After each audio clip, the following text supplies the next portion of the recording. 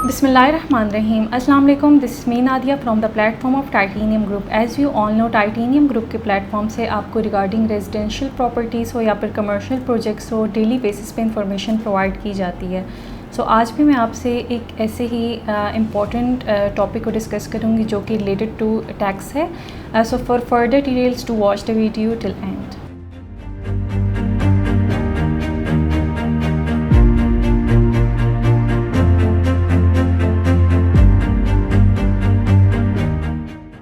Today we will discuss about a taxes implementation for the year of 2024 as well as 2025। जो भी आज इस topic में जो वीडियो में हम डिस्कस करेंगे बेसिकली ये सारी टैक्स से रिलेटेड है कि इम्प्लीमेंट की गई है 30 जून जो कि 1 जुलाई से इम्प्लीमेंट की गई थी इन मूवेबल प्रॉपर्टीज़ में। एंड कितने परसेंटेज हैं और फाइलर्स के क्या होंगे, नॉन फाइलर्स के क्या परसेंटेज होंगे यहाँ पर। सो वो सारी डिटेल जो है मैं अभी आपके साथ जो है डिस्कस कर लेती हूँ। सबसे पहले जो है टैक्स इम्प्लीमेंट कब से स्टार्ट हुई। टैक्स जो है 38 जून से जो कि 1 जुलाई से इम्प्लीमेंट की गई फ्रॉम दिस ईयर 2024। और ये एक साल के लिए प्रॉपर एक चार्ट बनाया गया है कि ये आपके एक साल का जो टैक्स है आपने इसको फॉलो करना है। इमूवेबल प्रॉपर्टीज़ में की गई है। अब इमूवेबल प्रॉपर्टीज़ कौन सी होती है? वो प्रॉपर्टीज़ जिनमें ट्रांसफ़र है, वो प्रॉपर्टीज़ जो कि आपके सामने देखिए इमूवेबल कि आप उसको मूव नहीं कर सकते। लाइक हाउस है, शॉप है, अपार्टमेंट है जो कि बिल्कुल 100% रेडी है, पोजेशनेबल है और जहाँ पे रीसेल है, ट्रांसफ़र है, वहाँ पे आपको टैक्स अमाउंट पे करनी पड़ेगी। 2 पॉइंट्स आ जाते हैं हमारे पास। इसके डिसएडवांटेजेस भी हैं और यहाँ पे एडवांटेजेस भी हैं। अब जो बायर है उसके लिए जो इन्वेस्टर्स हैं उनके लिए बहुत ज़्यादा एडवांटेज है क्योंकि जो बायर है अगर सपोज़ वो फाइल में इन्वेस्टमेंट करता है या फिर ऐसे कमर्शियल प्रोजेक्ट में जो कि अभी अंडर कंस्ट्रक्शन हो तो उसमें उसको प्रॉफिट ऐसे है कि उसको टैक्स अमाउंट कोई एक्स्ट्रा अमाउंट पे नहीं करनी पड़ेगी। सपोज़ अगर आप कोई शॉप ले लेते हैं जो कि अभी अंडर कंस्ट्रक्शन है या फिर अपार्टमेंट्स ले लेते हैं जो कि अभी अंडर कंस्ट्रक्शन है या फिर जो अभी प्री लॉन्च रेट पर है जिसकी कंस्ट्रक्शन स्टार्ट होनी है, या फिर ऐसे ऑप्शंस में आप इन्वेस्टमेंट करते हैं जैसे अगर प्लॉट्स है तो ऑफ ग्राउंड है या फिर जो है अभी वो फाइल सिस्टम है, तो उनमें आपने कोई 1% भी टैक्स पे नहीं करनी। सो that's a profit for investor क्योंकि इन्वेस्टर इन्वेस्टमेंट ही इसलिए करता है कि कल को उसने प्रॉफिट में सेल करनी है। और ऐसी चीज़ों पे करते हैं कि डेफिनेटली इन्वेस्टमेंट में कुछ पॉइंट्स होते हैं कि आपने अंडर कंस्ट्रक्शन प्रोजेक्ट करनी है, नियर टू पोजीशन करनी है, ये सारी आपकी इन्वेस्टमेंट होती है क्योंकि जो अंडर कंस्ट्रक्शन प्रोजेक्ट होती है उसमें 3 से 4 टाइम्स आपकी प्राइस इंक्रीज़ होती है।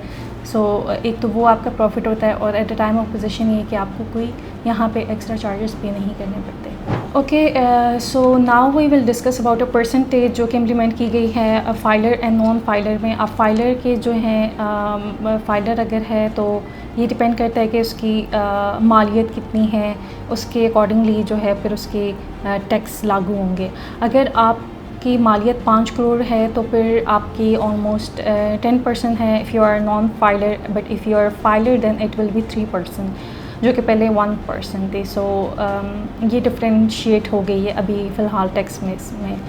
एंड इसके अलावा अगर 5 करोड़ से मालियत आपकी ऊपर है तो उसमें आपके टैक्सेस ज़्यादा होंगे। 12% है, 5% है एंड देन 20% है फॉर नॉन फाइलर। मैं अभी आपके साथ एक चार्ट को रीड करती हूँ जो कि आपको प्रॉपर यहाँ पे दिखाया भी जाएगा कि उस चार्ट को आप देखें कितनी मालियत पे कितने टैक्स हैं फाइलर के लिए और नॉन फाइलर के लिए।